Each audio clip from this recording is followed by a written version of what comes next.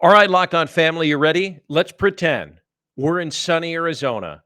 The sun beaming down onto Sloan Park. Baseball is being played, and we've got fake spring training headlines coming up now on Locked On Cubs. Happy Wednesday. You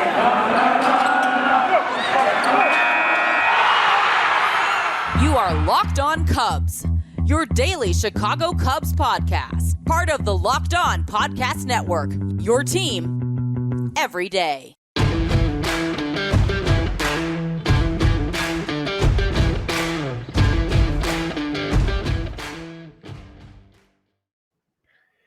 Good morning to you. Happy Wednesday. Welcome on in, Locked On family, to Locked On Cubs, part of the Locked On Podcast Network. I'm your host, Andrew Bellison.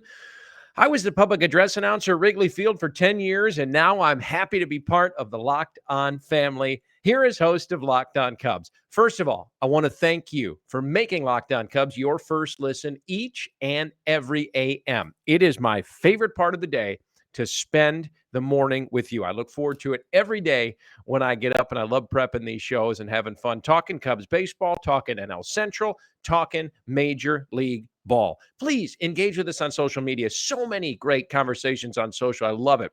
At Chicago Cubs PA, at Locked On Cubs, for the show's Twitter. Reach out to us either way. Love to talk. Let's respect each other's opinions, but let's have some fun as well. And if you want to watch the show, you can see my gray hair in person.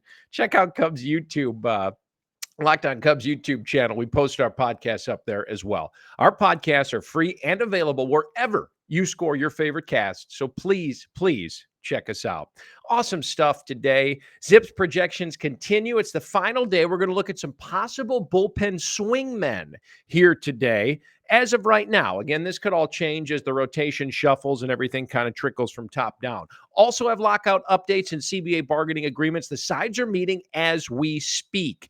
This is the crucial week. Stay tuned. So big updates coming about the lockout as well. But first, we should be well into spring training now. Pitchers and catchers should have been in camp for a week.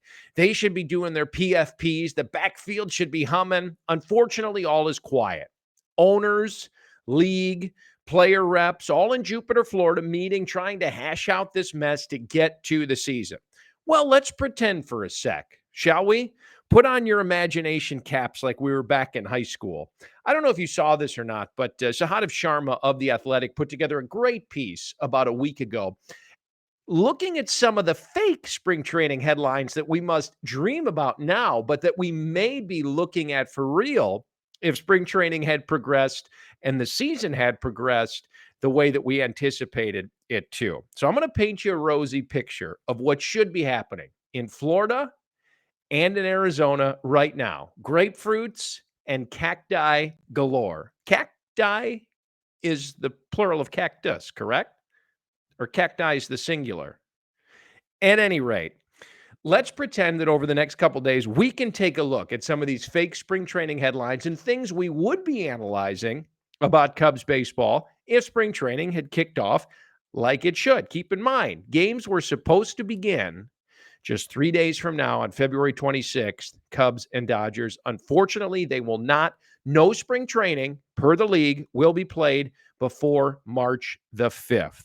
So, what's headline number one if spring training continued and started the way it should have? A potentially hot spring for the Cubs' top prospect, Brennan Davis. We have talked about Brennan at length here on Locked On Cubs. I am stoked to see him in the outfield for the Cubs on a daily basis. Now, when that happens, we don't know. And it would have been a very intriguing headline had he had a red hot spring. Again, we've been all over him. So much intrigue here. Let's flash back to a couple other players from yesteryear that were in his situation. How about the spring of 2015? Chris Bryant, at the time, one of the top prospects in baseball. We were all clamoring to get him on board with the Major League club. He tore up the Cactus League in 2015. Do you remember that? Then got sent down to AAA by Theo and Jed to, and if you're not joining us on YouTube, I air quote this, work on his defense. Then Bryant was promptly called up on the first day the Cubs could garner that extra year of control over him. And suddenly his defense had improved enough and he was ready for the big leagues after just a handful of games in AAA, right? Not so much. The irony of that is this is part of the new CBA that's being hashed out now, and what the service time call up, manipulation will be under the new CBA. So kind of funny. On the flip side, we go back to last year. How about Nico Horner, penciled in as the Cubs' starting shortstop for 2022? Looked like a rejuvenated player in camp. He dominated last spring. Do you remember that? Primed to start the season at the time as the team's second baseman. Ended up not making the opening day roster. Remember this? To the chagrin of many, some cried foul, while others pointed out that he really hadn't had minor league experience to the extent that maybe the organization would have liked. And he also had minimal success during his time in the majors. So he's eventually called back up before the Cubs would have gained an extra year of control. So that kept a lot of Cubs fans less angry than they would have been, and ended up playing well until he got hurt. And obviously we wish Nico the best and hope he's healthy for all of 2022, because like we talked about in yesterday's episode, I'm very excited to see him and Nick Madrigal up the middle at shortstop and second base, respectively. So here is the question. Will Brennan Davis be the next top Cubs prospect to have a hot spring and get the fan base all riled up? We were primed to watch it happen. The guy is a raw athlete. He has honed his craft so well over the last couple of years since being drafted. If you recall, last March, Brennan struggled initially when playing spring games with the big league club. And according to a lot of the scouts that watched him play and have seen a good chunk of his body of work, they noted that he was having issues identifying breaking pitches, and then some wondered how far off he really was. However, the progression from the beginning of spring 2021 to the end of spring 2021 was very noticeable. He had made the adjustment, no doubt. We touched on this yesterday again in discussing Brennan's potential role on the 2022 team, whether it be in a spot start, bench kind of role or what, because most experts expect him to make his debut with the big league club at some point in 2022. But back to last year, he went from high A to getting 15 games at AAA at the end of the season, and his ascent through the minors has been really impressive and honestly a lot quicker than many expected when the Cubs drafted him as a super raw 18-year-old athlete back in the day. So let's get back to the service time argument that we have between players and owners that's part of the new CBA now, and something us fans always, it just drives us crazy, a la Chris Bryant, 2015. If we're playing spring ball now, and if he starts tearing the cover off the ball in game 1, February 26th, we're pretending, remember, against the Dodgers, I don't think us fans should necessarily jump to conclusions regarding the service time manipulation, if it even exists in the same form with this new CBA when that is all agreed upon. And here's why. Davis did see his strikeout rate increase significantly in his tenure with AA, which was about 80 games, so a fairly large sample size. It was his longest stint at any minor league level in all of 2021. The swing and miss is a concern for the skeptical scouts that have been spoken to about Brennan, as his long levers can essentially lead to ruts where he's slightly out of sync and the whiffs jump for an extended period of time. Okay, here's the bottom line. As excited as I am, and you know I'm a Brennan Davis fan, as we are to see him, he probably needs some more time to correctly develop some of the flaws that he still has in his game. And nobody, and I mean nobody, wants to see him patrolling the outfield at Wrigley more than I do. But contrary to what I believe a lot of times in my life, patience is a virtue, and that's very hard for me to practice. But in this case, I think it's something that we're going to have to utilize. Still on target for a 2022 debut with the Cubs. Many factors hinge on this. Injuries, performance by him and others slotted ahead of him in the Cubs outfield, team direction, et cetera, et cetera, et cetera. but I know we're all excited for this to happen, and we're closer than we think. On a side note, I was typing this up thinking today, I'm enamored with the idea of having a Brennan Davis be mentored by a Jason Hayward type player on a daily basis. I mean, think about that. You've got one of the best defensive outfielders of the last 7 to 10 years working with an up-and-comer and just being with him and guiding him on a daily basis. The veteran leadership a Hayward could impose on him. The outfield play, especially as it pertains to Wrigley Field. Daily life in the big leagues, et cetera, et cetera. Taking a young guy under your wing, you play the same positions. It's invaluable to the nth degree. And I love that idea. At any rate, we're pretending that spring training is going on now, and we're making problems that we don't even have because we haven't even got there yet. But again, CBA lockout updates coming on later in the show, along with a final look at the Cubs bullpen swingmen potential candidates as projected by Zips for 2022.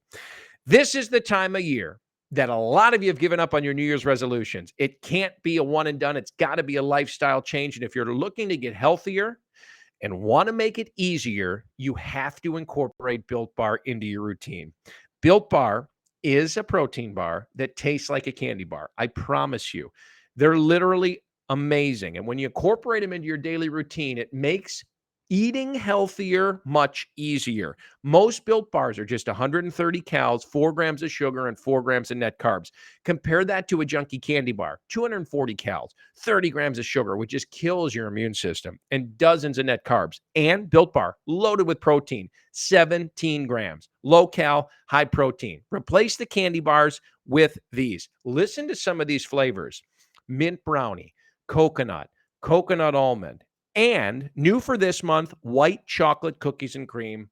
Fantastic. Go to built.com. Use promo code LOCKED15. It's LOCKED15. Get 15% off your order. LOCKED15, 15% off your order at built.com. CBA update coming up next. Locked On Cubs.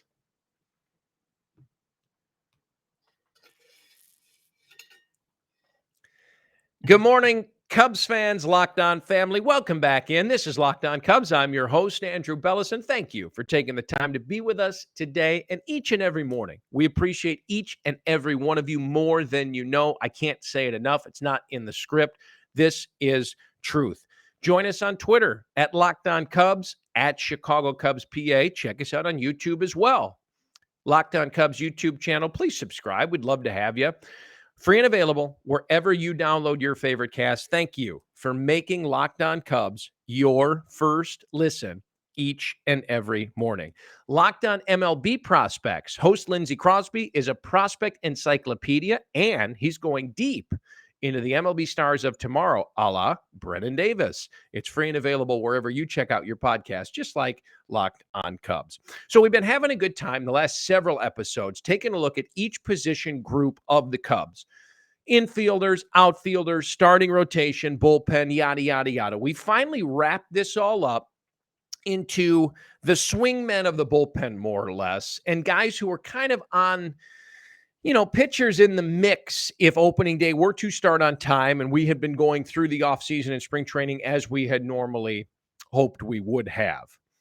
Again, this is all in flux because the way the back end of the rotation lines up depends on how the middle of that bullpen lines up, et cetera, right down the line. So once the lockout is over, if we're able to have an offseason and then get into spring, we'll see some of these pieces kind of fall into place a little bit better. But until then, we're kind of just guessing. Well, Zips does a great job of that for us. So we're taking a look at all their projections of the Cubs 26-man along with individual stats. They've got a long list of pitchers in the mix here for like back end of the bullpen guys. For that 25th, 26-man, we'll call it. Justin Steele's on the list. Braylon Marquez, Corey Abbott, Tommy Nance. A lot of these names we've seen before. We've seen these players. Ethan Roberts, Anderson Espinosa, Caleb Killian, who we're going to touch on in a minute. This one is super intriguing. Mark Leiter Jr. I'm a big Justin Steele guy. I like what he's all about. We'll hit on him in a sec. Going to talk about Going to talk about Killian a little more in depth as well. Braylon Marquez, obviously a ton of intrigue there as well. One of the more highly touted arms in the Cubs organization. So it'll be interesting to see where David Ross kind of is able to fit him in 2022 as well, provided his health is okay. Caleb Killian, to me, is a super intriguing name in this group. And I think we're going to be hearing a lot more of him in the near future. He could be a regular at the big league level sooner than most of us expect. So he came over from the Giants as part of the KB deal at the deadline last year. Not sure if you're familiar with him or not. Tall, lanky right-hander, 2.43 ERA and 11 starts with AA Richmond a year ago. After the trade, 4.02 ERA and 4 starts with AA Tennessee with the Cubs, with a combined 10 strikeouts per 9 innings for the year. So his whole body of work, really good, double-digit strikeout average.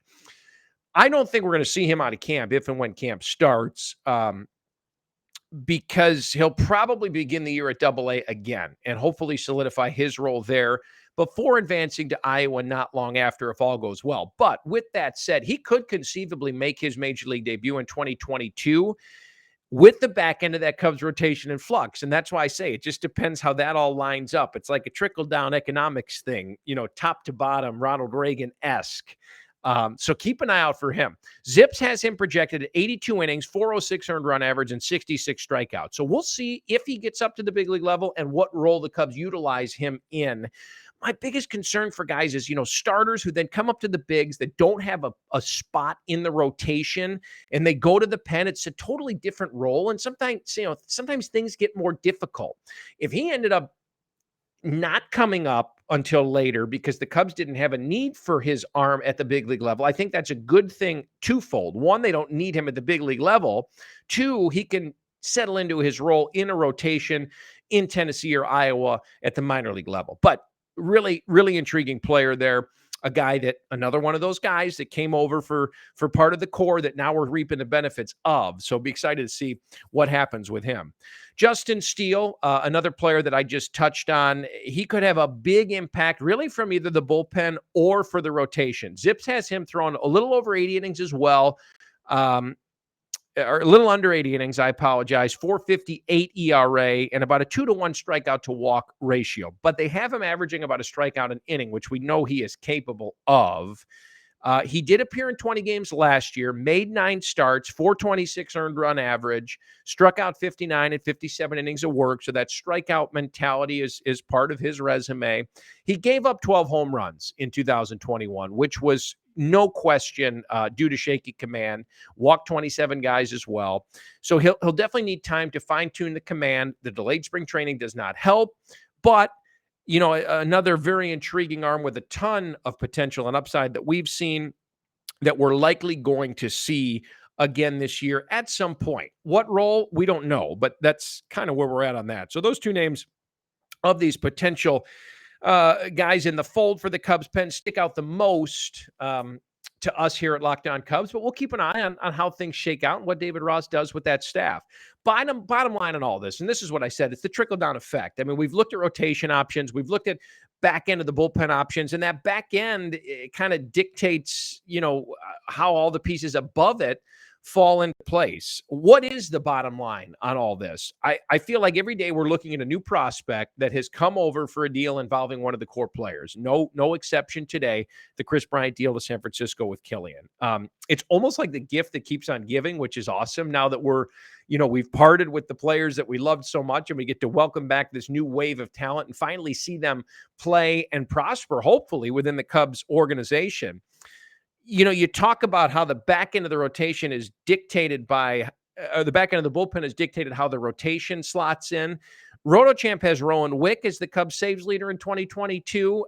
Do they look outside also for extra help? We've looked at free agent relievers on the market, some of the top names, some maybe more bargain names that could play a factor. Andrew Chafin, Jupeter, old friends, maybe bring them back. We shall see. We need to get the CBA hashed out, new agreement in place, and get back to off-season spring training and baseball before we lose any regular season games. And we're going to update you on the meetings that are ongoing right now as we speak here shortly. Before we do, We want to let you know that although football season is over, basketball is in full steam for both pro and college. For all the latest odds, totals, player performance props, to where to find the next fired coach and where he's going to land, betonline.net is your number one spot for all your betting needs.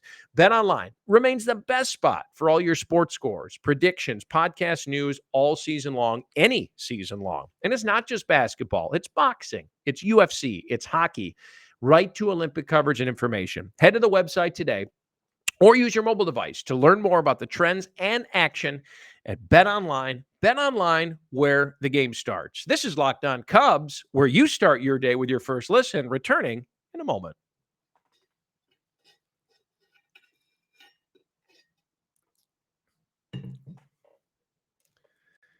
Happy Wednesday, Locked On fam. Andrew Bellison with you. Thanks for joining us at Locked On Cubs. Thanks for making us your first listen. Thanks for finding us wherever you download your favorite cast, free and available on all platforms. So it's crunch time.